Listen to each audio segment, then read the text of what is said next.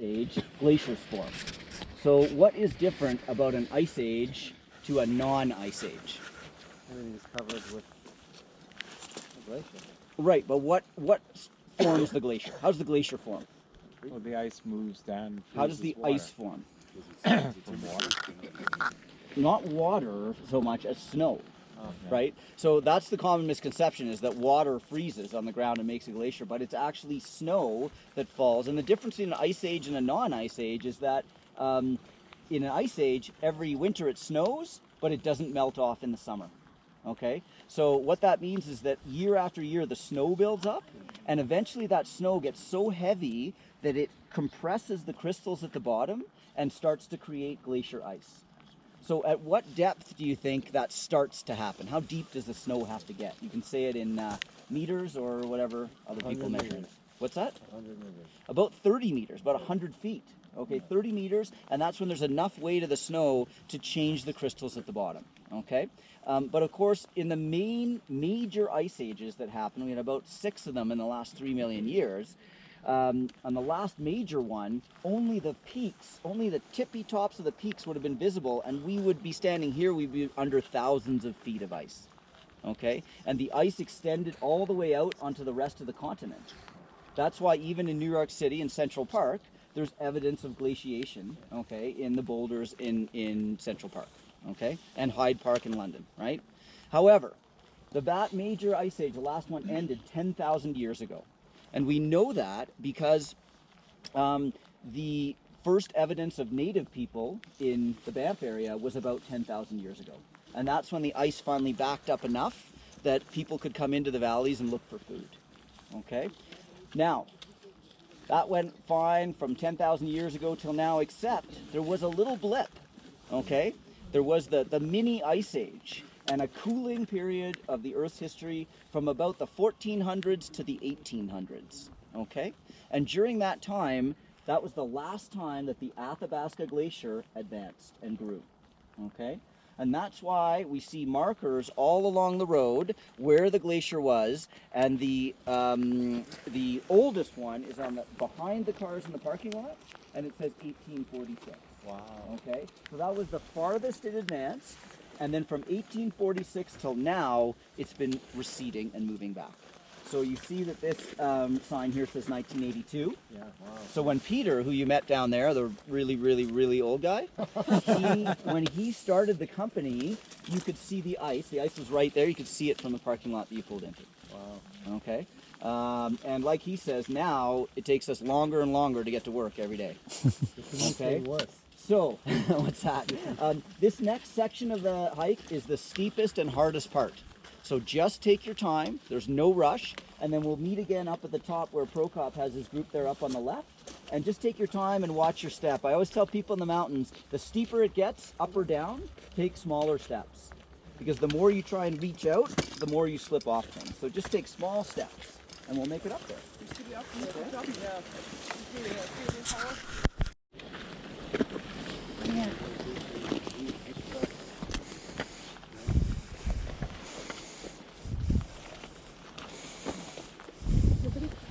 Strong work, you guys. That's the steepest part of the day.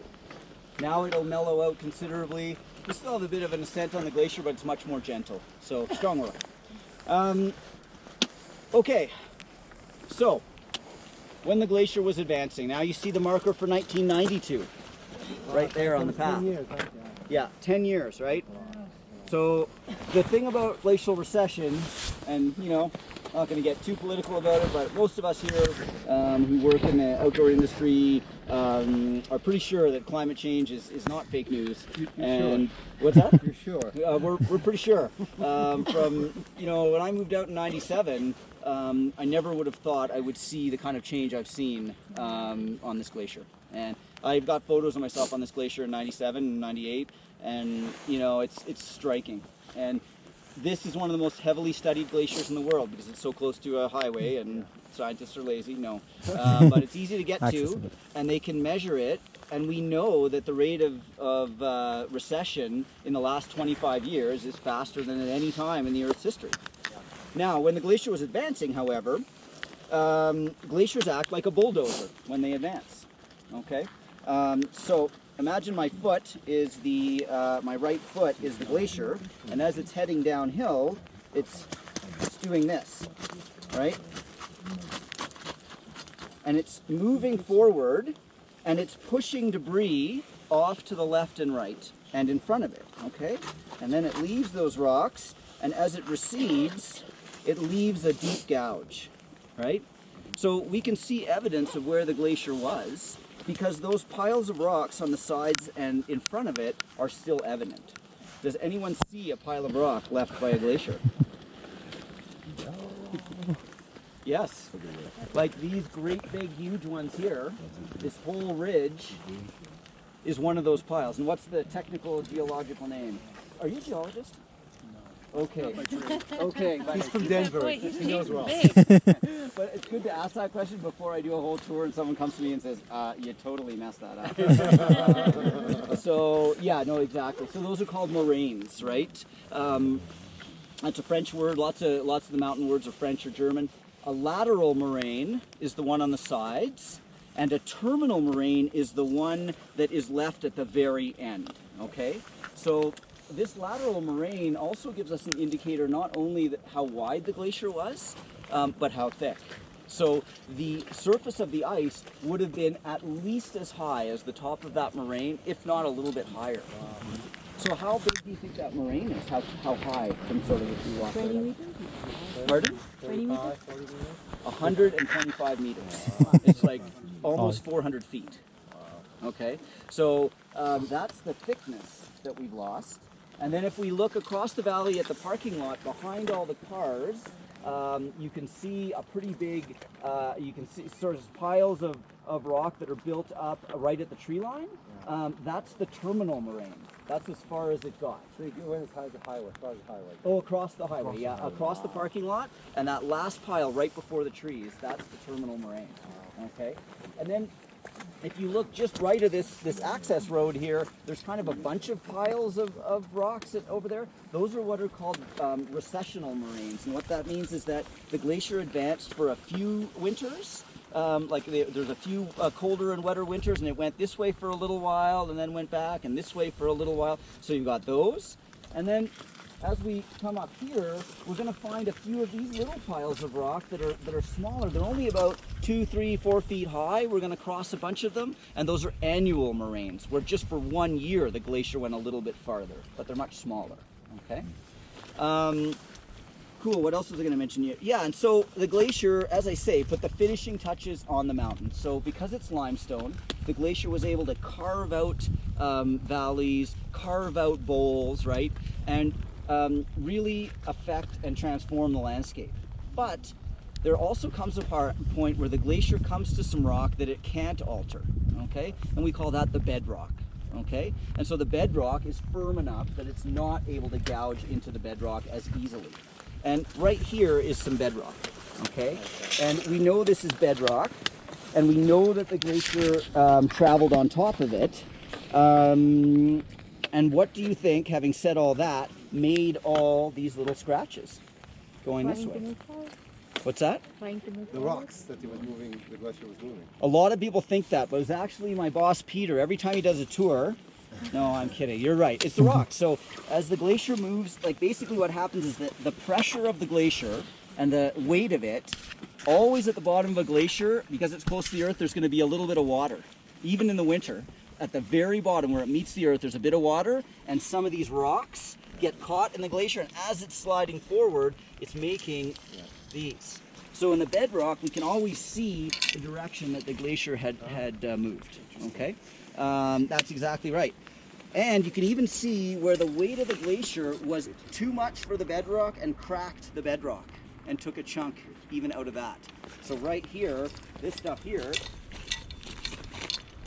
this was all broken by the glacier. Okay, cool. And the last thing I was just going to mention was that we have these signs here that say guided walks only and this and that, but it's kind of funny because you can't really prevent anyone from going anywhere in the national parks, right? Like this sign, they're not going to fine you. And the thing is like midsummer and on a sunny day, we see people up on the glacier, sandals, babies, you know, dogs, seriously, whatever, right? And, you know, there's nothing we can do about it, and as a climber, I wouldn't want someone to tell me you can't go here, you can't go there. They only close things for wildlife concerns, so wolves are having babies or something like that, or wildfire. So if there's big forest fires, they can close trails and close sections of the park. But they put up these signs because there have been some accidents in the past 30 years. And so here in Canada, rescue's really far away. It's a long time till you get professional help. So, you know, in that sense, we'd like to, you know, have people be guided, but if they want to come on their own, there's nothing we can do about it. So when I see those people in sandals and babies and dogs and things like that, you know what I think? I think that the theory of natural selection is often proven. Clearing out the gene pool. Yeah, correct. So I commend you guys for, you know, taking a tour when you don't know about the stuff, right? And I'm the same way with the ocean. I'm not scared of mountains, but you won't catch me in the ocean without someone who knows what they're doing. There's sharks and jellyfish and riptide. Go for it. Yeah, yeah. So I understand that a receding glacier, especially when the speed increases, is a clear sign of climate change. Right. My question is the actual recession of the glacier itself a problem, a danger, or is it just a sign that other things are happening that are bad? Oh, that's a good question. A great question. So what I would say, and I'll also say that the glaciers would be receding even if we weren't having an effect ourselves. Right. Like we're in a period, a natural period. Just it's just the fast. rate. Yeah. So my issue with it is what people just don't recognize is that the fresh water in the world that we use to drink and for irrigation and for agriculture and all those things, most of it is contained in ice. And so when, like, not just here, right, in the Himalaya, right, but these glaciers, these ice fields in North America feed major river systems, right? I mean, this ice field feeds the Columbia River that goes all through British Columbia and down through Oregon and out to the Pacific. These are incredibly important watersheds for millions, billions of people, right? And especially in Asia and India and those kinds of places. So my point just is, this is a finite resource. When these are gone, there isn't going to be this much fresh water, clean fresh water. So it's a danger because, and it's a threat, I think, to us as humans, because how we use that water downstream is really important, and we're going to run out of it, right? So, but it's a good question, and we'll talk a little bit more about that later. Yeah, okay. For sure. Thank you. And it gets a little bit loose here and there. And in actual fact, in 35 years of this company's operation, the only first aid we've done is before the ice on this section, truthfully. So, you know, twisted ankles and people slipping and falling and stuff. So please just watch your step on this section as well, okay? It's loose. So eyes on the ground, and if you want to take photos, then stop for your photo, not like walking and, you know, difficult. So, okay, what's that? Or mount the GoPro, you know, on your head, you know. Okay, but just take it easy, okay, guys? So, a couple things. Are we standing on rock or ice? Rock bed? Sort of, yes. We are standing on rock covering ice. Okay? So there's actually ice under our feet here. And the ice stretches all the way along beside the glacier. And in fact, this whole dark ridge here on our left, all of this is another kind of moraine. Okay? It's called an ice core moraine, because what's happened is so much rock has fallen off the peaks above, because it's sedimentary limestone, so water gets in and freezes, breaks the rock, and there's lots of erosion. It's come down and it's covered the sections of ice here, and it's insulating it, okay? So this is an ice core moraine, and I'll show you some ice in just a moment. And then I also wanted to show you, let's see, Prokop showed me this yesterday. He's a good little guy, I'll tell you. Just to show I'm not making it up about the fossils. Yeah, Trilobite, exactly right. So that was a little creature in the ocean, the sea, hundreds of millions of years ago. It's a real light rock, no problem. Right there. Cool, eh? This little circular thing here. Yeah. Did you guys get a look there?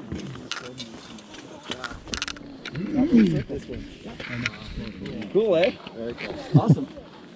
Let's put it back in the interpretive guide spot. So, one thing about this trail is we don't want to go too far close to the edge because it's, I know you're just demonstrating,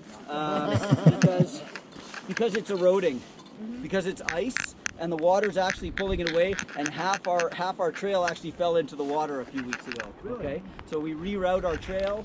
Oh yeah, this place is A few weeks ago. Pardon me? A few weeks ago. Oh yeah, and you know, like people sometimes we think in like hundreds of millions of years in this and that.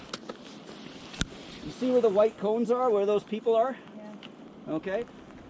I came back here last year and I hadn't been working here for a bunch of years because I had a kid and this and that. My wife wouldn't let me leave. But when I last worked here, they put those white cones out touching the ice in 2011.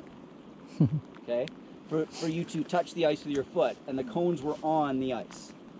Okay? So that's how far. We used to get on the glacier on the other side of the glacier, and this stream used to run under the ice, and we got on the other side. And I'm not that old, right? So, you know, that's like, I'm talking like maybe 10 years ago. So it's about, we lose about 50 feet or 15 meters of length a year, but quite a bit more in volume, okay? So, and then the ice, we'll go a little farther, and we can look down on kind of the bank here, and then you'll see patches of ice. Yeah.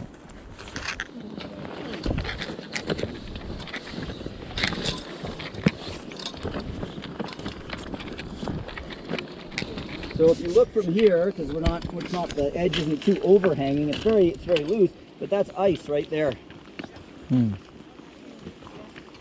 Just here, you see it there? And kind of dark ice right there. Oh, there. Yeah. Yeah, right there, like 5 feet from Like my stick black there. ice, okay. And same thing over around the corner. So we're definitely on the ice core moraine. So if it gets really hot, like in summer, right? Yep. So would it melt and loosen up all these rocks? A little bit. You definitely hear rock fall coming down in certain places, right? But we're kind of far enough away from the really steep stuff. But definitely there are other places in the mountains where it's like a shooting gallery. Okay. Rocks are like hammering down when it gets really hot. Oh. Yep. Oh yeah.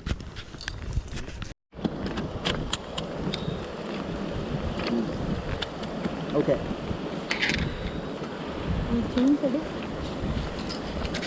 Welcome to the office.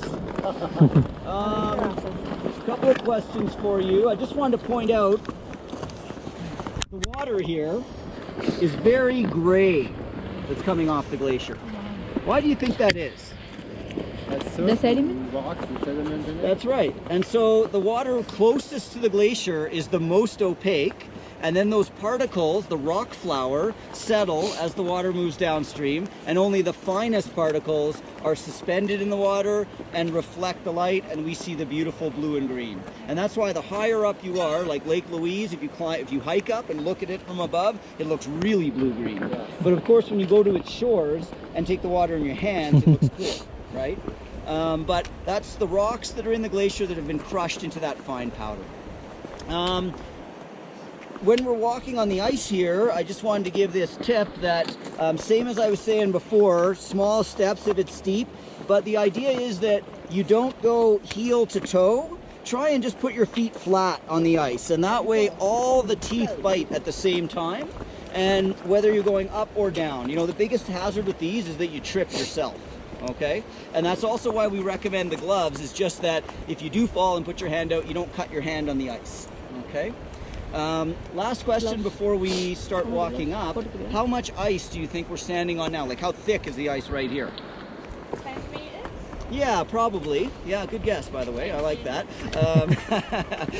A lot of groups, they won't guess, right, for fear of being wrong, but don't just, yeah, no worries. About, yeah, maybe 5, 10, 15 meters, so 30, 40 feet of ice here, but we're going to go up, and of course the glacier, like this, is like this, and as we go up, we're going to quickly gain in the depth of ice that we're on, okay? So we'll talk about that as we go, how much roughly we're standing on, okay?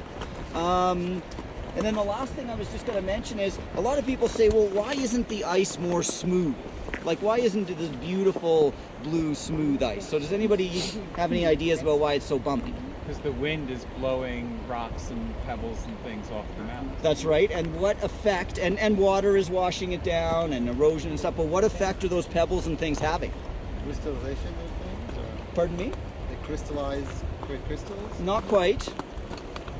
Well, they pick up heat, Yeah, the heat of it. and then they melt into the glacier. So basically, the glacier is quite bumpy right now because all these little rocks, you see, they're in their own little like nest. But this is the thing that those people in the sandals don't quite get, is that if we get enough rain, this will get really slick. And all of a sudden, you know, coming back down is a lot more sporty and exciting. Okay. What's our number one rule on the glacier here, team? Single file. No. What? Single I line. appreciate that you like rule number 2. No, yeah, single file and have fun, absolutely, yeah. So, and you know, as well, we've done a good job of this up till now. Just make sure that everyone gets a chance to be at the front and the back and all that kind of stuff, you know. Let's continue on, and we're going to start to see some really cool highlights now, okay? Welcome.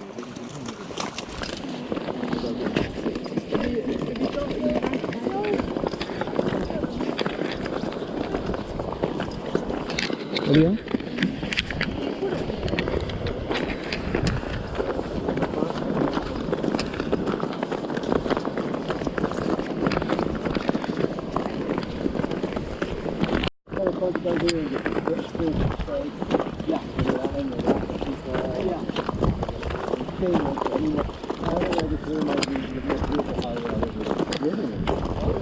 Well, I mean, it's consistently ranked the most beautiful highway in Canada, and I would suggest we have a pretty beautiful country in a lot of places. So to be the number one highway in this country is says a lot. And that's why they built that highway, right? So the 1930s depression. Oh, that was far back. Pato, benar dipilih. So it was so much in Canada in that era. Transportation corridors, if you will, didn't have anything to do with the railway. If I stop, I'm not in a scary place. You guys can come on right up and join me here, and I'm not buying anything too dangerous here. How is everybody doing? Are the spikes helping? You feel like secure on your feet? Good. So you can see that the glacier is starting to lighten up here, right? So we're seeing more white and blue colors, and the higher we go, the more we will see, because the way the wind and the water drain on this glacier is kind of down and to the right, so that corner is sort of the darkest corner. Now we'll head up and we'll see even more whites and blues. And here you can see a really good example of the ice core moraine. If you look just right next to the glacier, you can see that's all ice there, right? And I'll just briefly mention the buses. The buses are pretty unique passenger carrying vehicles. That hill that bus is about to go up is the steepest unpaved passenger carrying road in North America. And when the buses go down that, they have to put the drivers have to put their foot on the gas, because the internal gearing of the bus is so low that if they took their foot off the gas, it would stop. Okay, the buses, there's 23 of them in the world, and 22 of them are here. One of them is in the Antarctic, and it belongs to the U.S. government. It's used to take researchers from the airstrip to the research base, McMurdo. And they're manufactured in Calgary, and they cost about $1.5 million a piece, in case you're thinking of getting one. You need a pretty big parking spot. The tires are about as tall as me, one small guide high. They're 5-foot tires, and they only inflate them to about 20 psi to keep them nice and soft and give them traction on the glacier. A lot of people on our tour say, well, you know, it's too bad the buses are here and this and that, but if it weren't for the buses, we probably wouldn't be here, because the bus company started just after the Second World War, and they have a building on the other side of this ridge where all their staff stay, and we stay in that staff accommodation, because where would we stay otherwise? Like, I live 4 hours from here, so I'm not going to drive every day. So we live in a place called the Ice Palace. It is not made of ice, and it is not a palace. But, you know, that's where we stay with that staff. And you know, the other thing I say is, like, my mom could never come on this tour. She just can't do it, you know. So when she came out, we took the Ice Explorer, right? And so they do a great job. They talk about a lot of the same things we do, but then they get up to their spot in the glacier. They get out for 15 minutes, you know. They touch the ice and have a drink of water, and then they go back. And the whole thing's about an hour and a half. So I always say, if you have the time and the fitness and you're hardcore like you guys, then this is a more intimate experience. And we're also going to get closer to some features of the ice that they can't approach with their guests, right? Because we're equipped for it. So we'll get to see some cool holes in the ice that they don't really get to look at, okay? And the last thing, people always ask, are the buses making the glacier smaller? Okay, maybe none of you care, but of course the buses are diesel buses. Now they have some biodiesel, but the buses themselves are not what is causing the glacier to get smaller, right? That's a macro situation, and this is a micro effect here. And in fact, when the buses drive on the glacier, they build their road so that there's water in one section flowing across the road, and they wash their tires before they get on the glacier. Why do you think they do that? To get good traction. Dirt and stuff. Exactly, because they would sink their own road. So if they let all the debris get on, the road would get deeper and deeper and deeper, and then the ice walls beside the bus would get higher and higher, right? So they have the tire wash, they call it, and they just go through. And these buses, I think their top speed is 30 kilometers an hour. I think that's about, was that 20 miles or something like that an hour? It's pretty slow, right? They're not. What's that? 18.25. Okay. 18, really? 0.6. Some number like that. Awesome. Okay, cool. 0.62 miles to the kilometer. 0.62. Okay. Yeah. Okay. Excellent. Right on. So 18.6. So they're not fast, but they're pretty neat, you know. And but I'm glad you guys are on our tour. We're gonna continue up here, but I wanted to say first too, you guys were talking about seeing blue ice. I'm just gonna chop a little ice so don't get it in your eye or anything like that. But you know, the surface is really gray.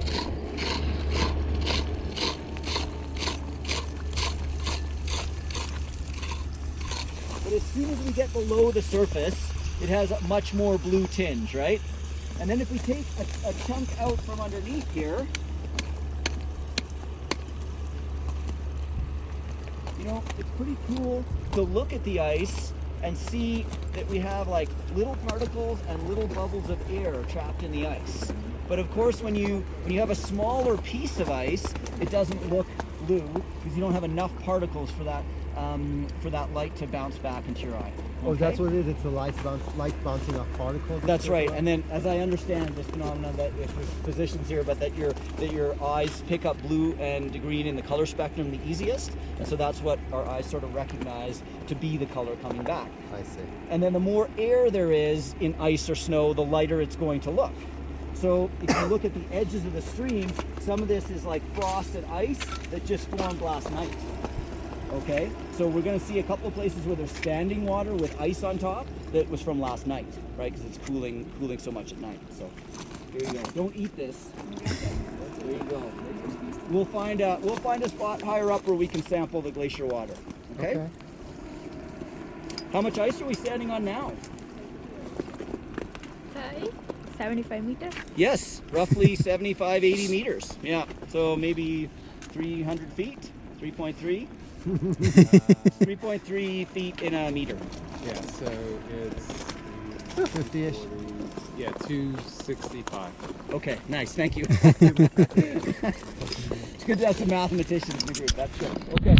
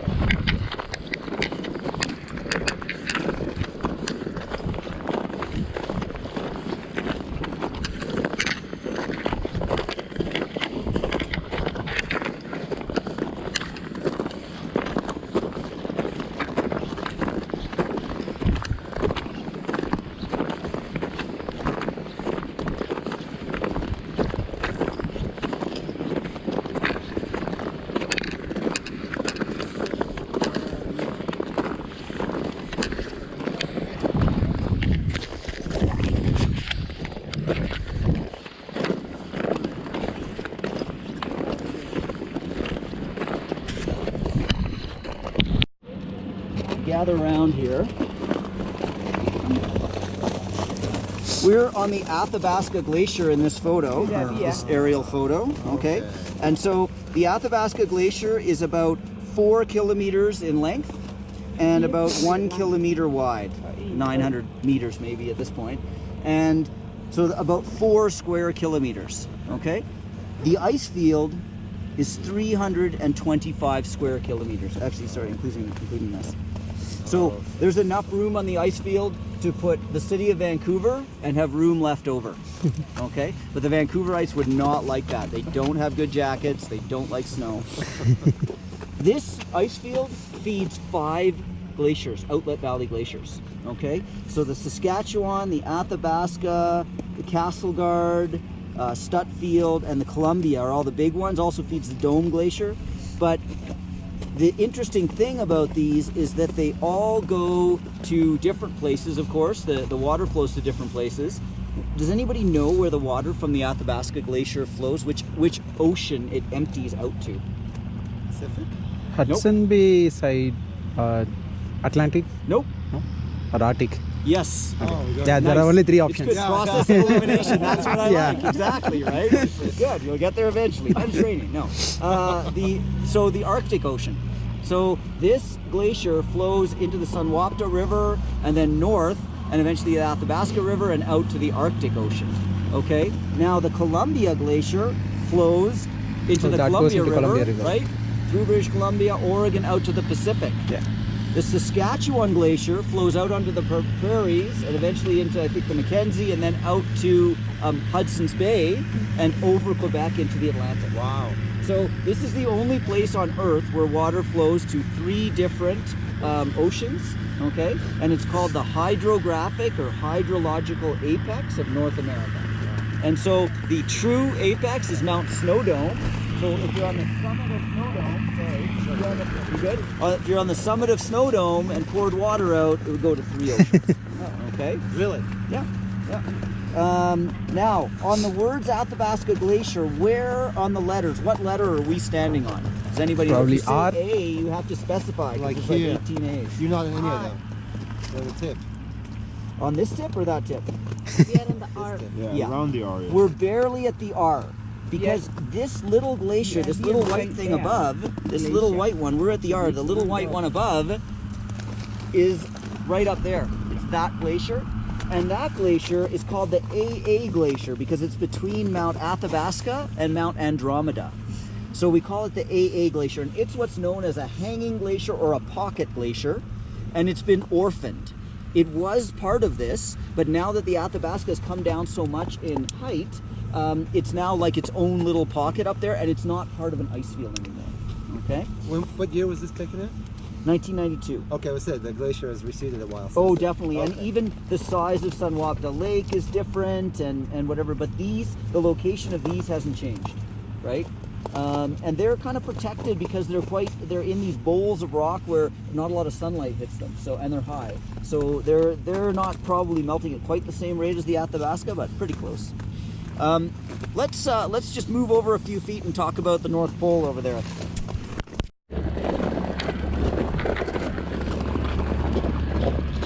Okay, so what do you think these poles are for? Why? Measure the depth of the To snow. see the depth. And it was actually their place to measure the depth, the rate of melt, and the movement of the glacier. So a glacier is like a river. It's always moving downhill. And really the definition of a glacier is frozen ice, a frozen river of ice. Because it is always moving, okay? Gravity's pulling it downhill. Do you guys feel the glacier moving right now? No. Why is that? Because it's moving at a glacial pace. That's right. And why is that? Because it's a government glacier. No.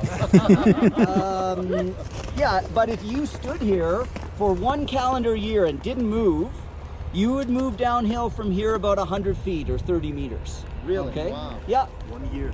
Yeah, so it's definitely moving. So that's why rocks that get on the glacier get moved by glaciers, right? It's like a conveyor belt. And it's a little bit hard to sort of process in your head that it's moving downhill, but it's also getting shorter at the same time, okay? So these were not placed here. These poles were placed way further up the glacier in the 1960s and 70s. And they're melting out in sections. So this piece behind you there, that was part of this pole, and it snapped off, right, when the ice melted back from it. And behind that shelter where we met, there's all the poles that we carry off the ice. And then if you look across where the other group is, there's another one over there. Okay? So this piece of tape here was placed on the pole when the ice was right here. When do you think we put the piece of tape on? 10 years back. Last summer, what'd you say? Or 10 years back. 10 years back? Pardon me?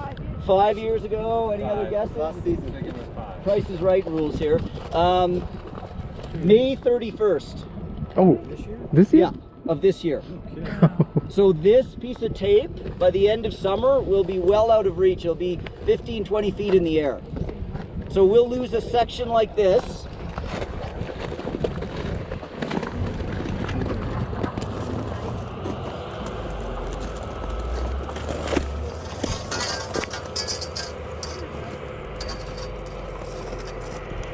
We'll lose this in depth every year. Wow. Yeah, every year. And it's hard to, like, you know, fathom. Now mind you, I'm good for scale on stuff like this. Makes everything seem bigger.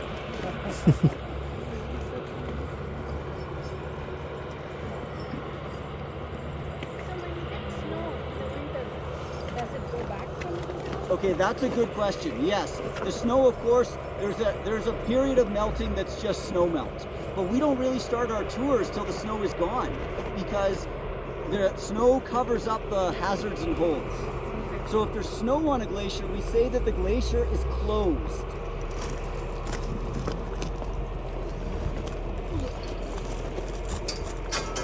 So we don't really start our tours till most of the past season's snow has melted. And this particular side of the Rockies doesn't get nearly as much snow as the British Columbia side. Okay? So yes, that's a good question. Of course, every winter there's 6, 7, 8 feet of snow on here, depending on a good year might be 7 or 8 feet. But really, by the time we start our tours, we're looking for the glacier to be open, as we call it, because we want to be able to see those hazards. If we can't see the hazards on a glacier, we need to have a rope on. Okay, and everybody would have to be roped together. All right, so just to give you an idea of the melting, one more interpretive photo type of thing. So the top photo was taken in 1917, so quite a while ago. And then Peter, my boss, went and found the exact spot that photo was taken, and took the same photo in 2004. Right? It's pretty dramatic. And you can see this with glaciers all over the world. Yes. You guys want to take a look? Or yeah. So the thing I was going to point out about the Athabasca and its water, and I think you asked a really good question about this, about what does it mean that the glaciers are what's the danger? And so, does anybody know what use the water from the Athabasca River, what it's put towards in northern Alberta, what it's used for? Irrigation? Pardon? Agriculture. Putting Nope. out forest fires? Nope. Drinking. Pardon? Energy? Yes. So it's in northern Alberta, where the Athabasca River flows, we have a huge industrial project called the oil sands, okay? And so the oil is in the ground and it's mixed up in sand, and in order to extract the oil and separate it from the sand, they take the water from the river, they superheat it, force it through the sand, and it separates the oil and a whole bunch of waste. And that waste ends up in these big ponds called tar ponds, and it's toxic and it's terrible. And as a Canadian, I'm not proud to point out that that's probably one of our greatest current environmental effects of our country. On the other hand, from a geopolitical sense, we're a safe country and all that, and we produce oil, and we're allies with countries that buy our oil mainly, and it's a huge economic thing in Canada. It's only worth doing, it's so expensive to do it, it's only worth doing when oil is at about $60 or $65 a barrel or more. So when the Saudis decide oil isn't going to cost that much, our economy is severely affected. So in the last bunch of years in Alberta, it's been a really different story than the 20 years before that. But the thing I want you to think about is that water, what are we doing? We're taking the water to make oil, to make plastic bottles, to put water in, to sell for more than oil. It's pretty weird when you think about it. Yeah. Right? And so my point just is, it's not just about CO2 emissions, which are important to think about, right? So buses and cars and airplane flights, which are the biggest, carbon footprint that we have when we travel, but also that the water is a finite resource, and how we use it downstream is going to really affect the next bunch of generations, and we need to think about it. And I'm not proud of the fact that that's a Canadian environmental thing, but on the other hand, as a world community, we really need to think about that. And is it worth extracting that oil right now, or is the cost to the world just too high, or what, right? But if you talk to people in Alberta, I always say Alberta is the Texas of Canada and British Columbia is the California of Canada, and they're right next to each other. Okay. That's a good way to describe it. It's true though, like politically, mentality, even the resource or the industries that they're based on. Cool. From this point on, we're going to start to go see the really cool stuff, the holes in the ice. So it's really important that we keep, you guys have been excellent staying behind me. Let's keep on that. And then we're going to go see some really cool deep holes in the ice. I often say the holes in the ice can be 60 or 70 meters deep. Don't fall. But the rope in my pack is 30 meters long. So no falling in the ice, okay? Awesome. What's that? All blowing over. Any kind of organics can be the width of a basketball or a volleyball, or they can be big enough to drive a bus into. Okay? So up here there's a couple where you can literally drive a vehicle into them. Okay? Wow.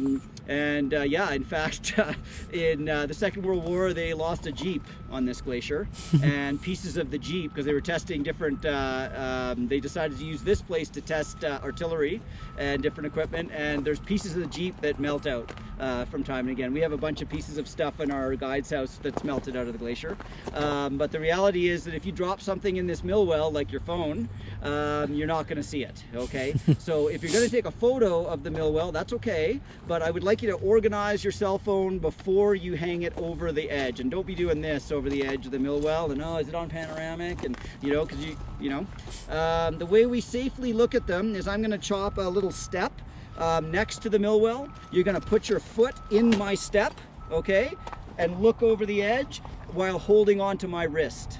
Okay. Now I'm a counterbalance, but I don't want you leaning over like this. Okay. You're just, bend at the waist and look over. Taller people have an advantage, and that would be a good rock throwing time. Okay. Would you like to be my first victim? I mean volunteer. Sorry. Yeah. Okay. Great. It's like being volunteer.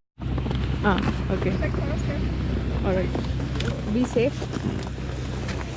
You're You welcome. want me to have the phone in? I'll come in. That's probably. I'm just saying. Is it okay if I have the phone in this hand? Totally. You do what you got to do. All right.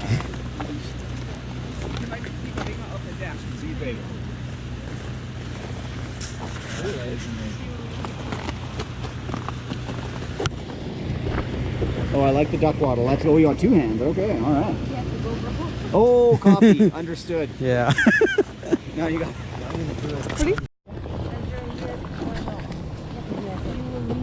There's no do-si-do on this one. Okay. Left hand.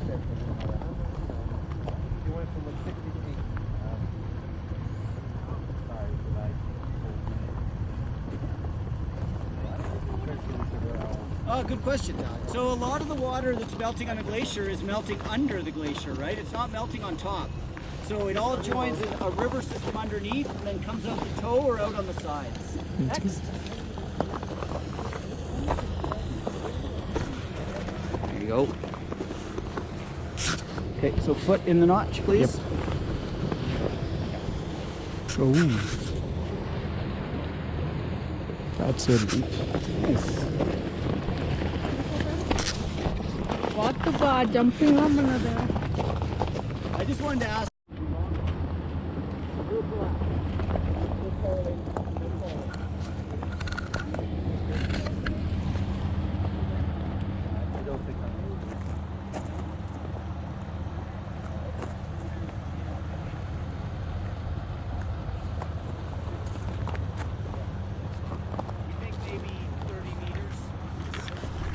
and turning into water.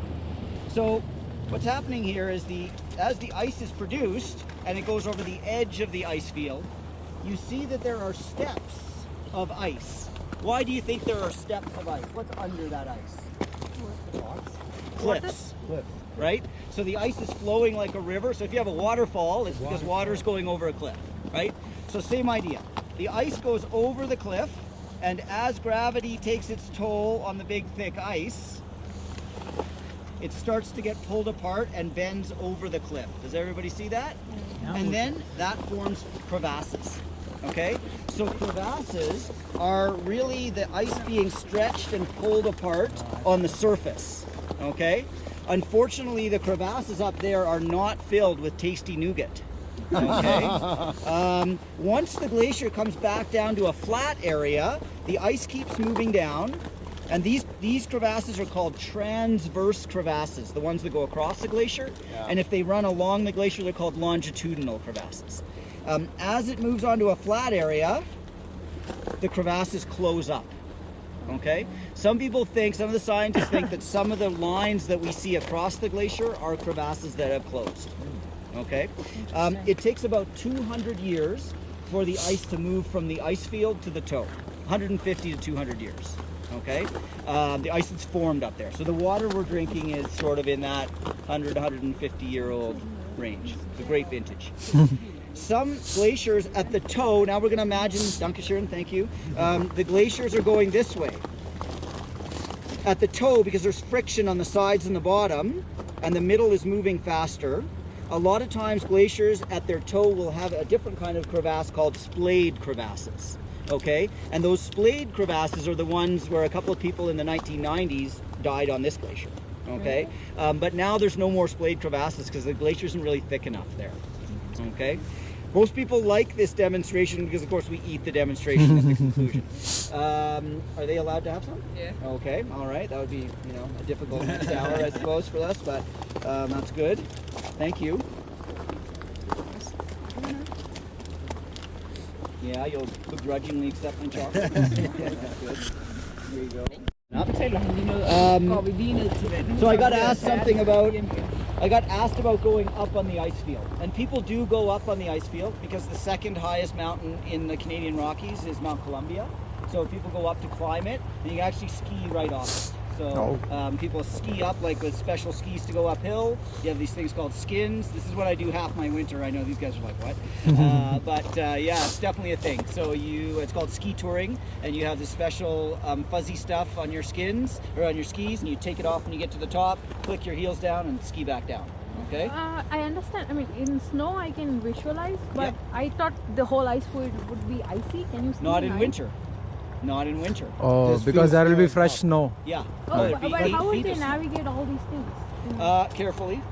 And you have to remember that the snow is affected by the wind, and it actually gets quite thick and hard. So you can go across crevasses and mill wells and stuff if you have enough snow on top. I ski over lots of things in the winter, but I also ski in a place where there's like 15 feet of snow on the ground. So here there's maybe 7 or 8 feet, and then once they get to an area that's that broken like that, then you put a rope on it so that the person in front, if they go in, the other person can pull them out. So in 1999, a young, ambitious skier, myself, tried to go up there with my partner. And we were going to go for a week, and we had about 60 pounds on our backs, and we skied all the way up, and it was April, so spring is a good time to do that stuff, but it's also when things start to melt out. So we got above the second step, and I said to my partner, hey, should we stop for lunch? And he said, well, you know what, just let's go another 100 yards, and you can, well, then we'll have lunch, because there's some ice fall above us. I said, okay. And I went another 20 yards, and all of a sudden, it was like a trap door opened around me, and I fell into a crevasse. And we had approached, it was a transverse crevasse, and we'd approached it at an angle. I had no idea that it was there. And the sun makes everything look really flat when it's the middle of the day. But if I'd been looking, I might have seen like a bit of a sag, But anyway, I went over and I fell, and because I was at an angle, the rope cut through the snow bridge, and I took a big swinging fall into the crevasse. And my partner luckily stopped me. He just saw it and he laid down and he caught me, right? Because the rope's attached to his harness. And so then swinging in the crevasse, I lost a ski, and one of my skis is somewhere in the black. And then I look up and the hole I fell in is over there, but my rope is going this way to my partner, so I can't really talk to him too well. And I didn't practice climbing the rope enough before. I practiced the night before over the couch, but that was insufficient. And so I'm in the crevasse, I can touch both sides, I can barely see the bottom, I got my big pack off on my rope, I got my other ski attached, but then I couldn't really climb my own rope because I hadn't done it enough. And so my partner had to set up a system where he buried his skis in the ground, got the rope onto the skis, so got himself out of the system, and then with the extra rope, he made a system, a pulley system, to pull me out, like centimeter by centimeter kind of thing. And so I was in there for about an hour and a half. Wow. And with the ice axe, I was using it to pull myself up help a little bit, but twice the ice axe popped out and hit me in the face. So I was bleeding on both sides, I lost my sunglasses, you know. By the time and then at one point, the rope started going really fast, and I thought, oh, maybe he has help. But then it slowed down again, and finally I got to the snow, and I smashed through the snow, and I get out to him, and I give him a big hug, and I noticed that he had a pee, and I'm like, you had time to pee? And he's like, well, you were in there, and the rope, I knew it was going to be a while. And then I said, well, why did the rope start moving so fast? I thought someone was helping you. He said, oh no, but remember I told you stuff could fall off this mountain? Everything was going well, and then all of a sudden he heard crack, and a serac falls off this far glacier, and he starts pulling really fast, and then the ice stopped just above him, and then he went back to pulling me out. And so he said, you want me to get your ski? And I said, oh, you won't find the ski, it's way down. So we skied down, I skied down the glacier on one ski to here, and the last bus of the day of the first week of operations was there. And I said to the bus driver, can I get a ride down to the valley? And he said, do you have a ticket?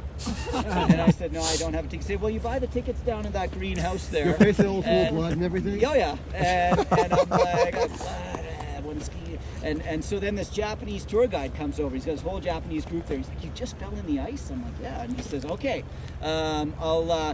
you can go on the bus if you tell my group the story. So I tell him the story and he translates. I got my photo taken with all the Japanese people, and then I got to go down.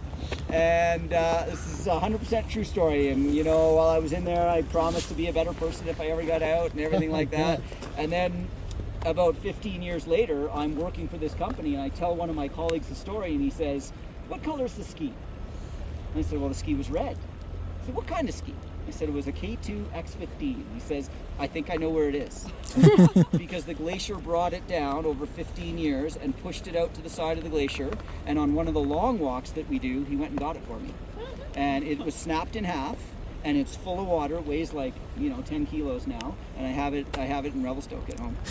Yeah, 100% true. Do you have a sense of how much you fell? How many meters down you were? I think I just fell about 15 feet. Like I took a whipper because the rope was kind of like 15 feet. Yeah, okay. Maybe 15 feet. The rope, we had about 40 or 50 feet of rope out between us.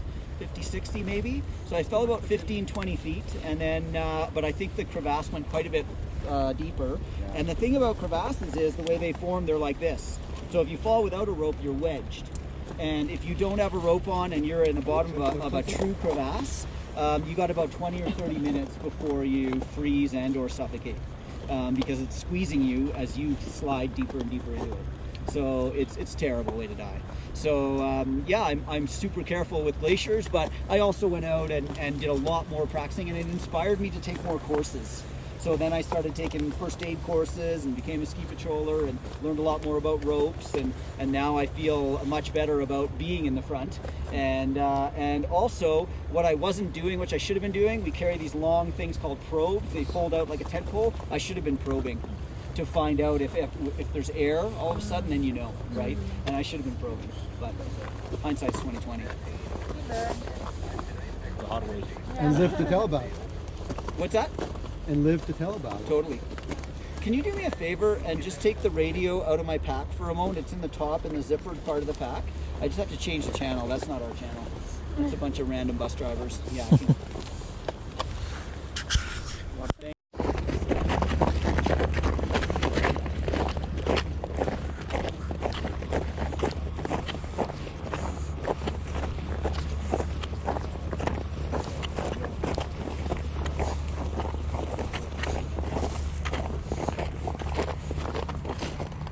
thinking the whole trip.